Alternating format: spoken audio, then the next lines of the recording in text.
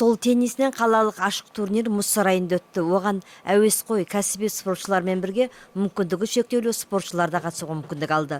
Турнирді қалалық спорт бөлімі ұйымдастырды. Мақсат салауатты өмір салтын насихаттау, мүгедек жандарды спорттық жарыстарға қатысуларына жағдай жасау болды. Это, я считаю, что большой вклад в поддержку инвалидного спорта. Бұл мүгедек спортшыларға деген үлкен қолдау болып деп ойлаймын. Кәсіби әуесқой спортшылар оларға өз көмектерін жасады. Мүмкіндігі шектеулі жандар бұған өте риза болды.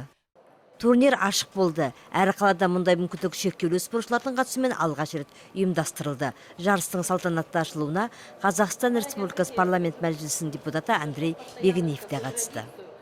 Разрешите вас поздравить с открытием такого, считаю, что прекрасного вида спорта, как настольный теннис. И знаете, меня немножко коробит слово «здоровые люди» и люди с ограниченной ответственностью, или инвалиды. Я считаю, что здесь нету ни инвалидов, ни ограниченных возможностей, и нету здоровых. Здесь все мы единый народ, мы единая страна. И сегодня я считаю, что благодаря, спасибо организаторам, Ярослав, вам очень, в первую очередь, то, что вы организовали эти соревнования, именно невзирая, вот я говорю, давайте уберем это слово ограниченная возможность или здоровые люди. Мы все граждане нашей любимой страны.